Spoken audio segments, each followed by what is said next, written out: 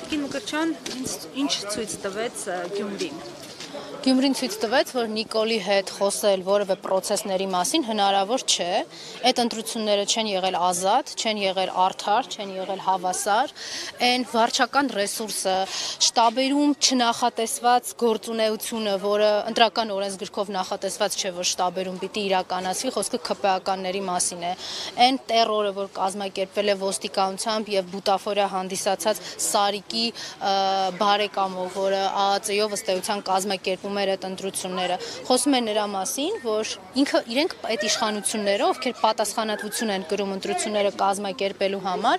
նույնիսկ պատրաստ չեն ապահովելու ընտրական օրենսգրքով սահմանված նվազագույն գործիքակազմը, բոլորի հավասարությունը, ազատությունը այդ ընտրություններին մասնակցելու։ Շատ փոքր դրվագներ կարող եմ ասել, որոնք արդեն իսկ կասկածի տակ են դնում այդ Սարիկ Մինասյանի 17,000 քվեն։ Այն որ եթե կա իհարկե վտանգ կամ ոստիկանությունը ինչ-որ օպերատիվ տվյալներ ունի, որ թեկնածուները պիտի ուղեկցվեն ոստիկանության ինչ-որ ջոկատայինների կողմից, բայց ինչա մենակ Սարիկ Մինասյանը ուղեկցվում։ Ասեմ ինչի, իր առավելությունը ընդգծելու, կարգավիճակը ընդգծելու համար, քաղաքացիներին ցույց տալու, որ մեկա դուք ինչ քվեաթերթիկ ուզում եք գցեք, գալու են եւ այն իրավիճակը, որը ուզում է Նիկոլը ստանա, սա ընտրություններ ոչ թե Սարիկի կամ չգիտեմ մեկ այլնի միջև, այլ սա ուղիղ Նիկոլի կողմից հերթական անգամ կազմակերպված բեսպրիձելներ, որը պիտի ստանար իր ցանկալի արտացոլումը։ Եվ այն փաստը, որ ինքը միանգամից տենց ափալ-թափալ արագ հայտարարություն է տարածել Նիկոլ Փաշինյանը, խոսում է նրա մասին, որ այնպիսի մեխանիզմներ է ընտրակեղծիքների դրսևորվել այդտեղ, որ Նիկոլը ուզում է արագ-արագ ծածկադմփոց անի այդ արդյունքները, շատ լավ հասկանալով, որ իր համար շատ հեշտ կլինի զավթել այդ աթոռը։ Իդեպս համատեքստում նշեմ, որ դիտորդներից մեկը ասել էր, որ երբևէ նախկինում չի տեսել այնպիսի ընտրախախտումների տեսակներ, որոնք այս անգամ է տեսել։ Եթե այդ դիտորդները ազնիվ լինեն, իհարկե մեզ մոտ այնպես է ստացվել, որ նախորդ տարիներին դիտորդները բոլոր այն մարդիկ էին զուգադիպությամբ, նախկին իշխանությունների մասին է խոսքը, զուգադիպությամբ, ում կազմակերպություններն ու ՀԿ-ները դրսից էին ֆինանսավորվում, ու հետո էլի նույն խիստ պատահականությամբ 2018 թվականին Նիկոլ Փաշինյանի կազմակերպած իշխանազավթման շահառուն դարձան։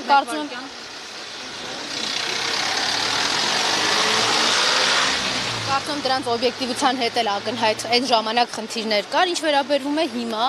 անցել են բոլոր սահմանները, այսինքն եթե 1-2 տարի առաջ իրավապահները Նիկոլը գործի էր դնում այն ժամանակ, երբ որ համայնքապետն ընտրվում էր արդեն թիմում, իրեն կալանավորելու համար էր գործի դնում այդ ամենը։ Հիմա այդպես չի արել, արդեն ընտրություններից 3-4 օր առաջ գործի ա դրել ողջ իր սպեկտրը, ուղղակի կազմալուծելու որոշակի թեկնածուների ընտրական ցուցակներ, այնպես անելու, որ ասեն հա դե լավ մեզ պետք է այս ամեն ինչի համար։ Սա ակնհայտ է, չէ, որ թիմ ընտրություն չէ։ Սա քաղաքի մասին չէր այս ընտրությունը, սա տեղական ինքնակառավարման մասին չէր։ Սա Նիկոլի հերթական փորձն էր զավթելու այնտեղ իշխանությունը։ Ուրախ եմ, որ գյումրեցիները կարողացել են այդ բռնաճնշումների տոտալ այդ տերորի շղարշը հաղթահարել ու գնալ քվեարկության։ Ակնհայտ է, որ ներողություն քաղաքացիների համար չի կարող այն ընտրությունը, որը ռիսկեր է իր մեջ պարունակում, ֆիզիկական անվտանգության, բարեհոգեբանական անվտանգության, դա չի կարող համարվել ազատ ընտրություն։ Հենց այս համատեքստում մեկ ճշգրտում, այսինքն եթե քաղաքացիները այս անգամ կարողացան նույնիսկ ձեր նշած բռնաճնշումների ներքո ընտրություն կատարել, հավանական համարում եք, որ համապետական գործընթացներում նմանատիպ այսպես անգամ մեխանիզմների կրկնության դեպքում ՔՊ-ն շանսեր չի ունենա։ Դե պատկերացրեք, եթե Գյումրիում Նիկոլը այսքան ռեսուրս էր շպրտել եւ պատրաստ էր ծախսել, խոսքը իմիջիալոց ոչ միայն վարչական ռեսուրսի, այլ նաեւ ընտրակաշառքի ու փողի մասին է, այլ հարց է, որ հիմա Հայաստանում չկան վստահելի իրավապահներ, որոնք կքնեն այս գործը, ընդհակառակը այդ իրավապահները լծված էին այնպես անելու, որ այդ ամբողջ գործընթացը հակաօրինական, որ ՔՊ-ին անհրաժեշտ էր, իրենք էլ նորմալ կազմակերպեին։ Ոչ այդ կարծիքին չեմ, որ հնարավոր է, որովհետեւ այն 17,000 ձայները, որոնք կեղծել է ՔՊ-ն, ես համոզված եմ, որ այդքան քվեարկություն չի եղել իրենց կամքով կազմակերպված ՔՊ-ի համար։ Նույն պրոցեսները լինելու են համապետական ընտրություններում ընտրություններին դուք պատկերացրեք այդ նույն չագուճը վերցնելու է ձեռքը, ընկնելու է փողոցներով, կալանավորելու է, ինչ էր ասում, բորձուր լիզելով, Հիմա ըստ էության իրենք կեղծել են այնքան, որ իրենց սարիկը առաջին համարն է։ Հիմա թե ում եւ ինչ բռնաճնշումներով շարունակաբար կպարալիզացնեն այդ թիմ ընտրություններում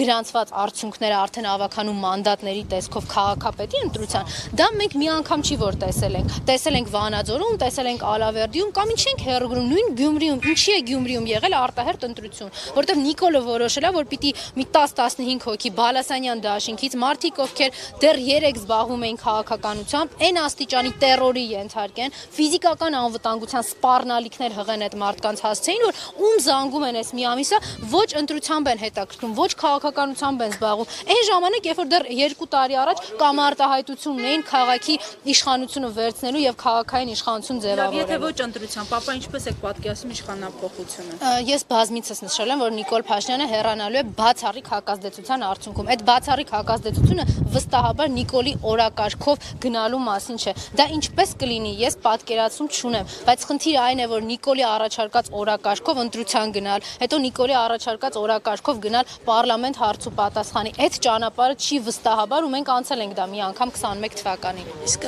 Վիլեն Գաբրիելյանը երեկվա իր պահվածքից հետո մանդատը վայր կդնի։ Իհարկե ոչ, դա ԿՊ-ական նորմալ պահվածք է։ Ազգային ժողովի падգամավորի համար անընդունելի, Հայաստանի քաղաքացու հանդեպ անընդունելի վարքագծով, բայց ԿՊ-ականների համար նորմալ է։ Ինչը առաջինն է Վիլեն Գաբրիելը, Ալեն Սիմոնյանը չի իրեն լկտի եւ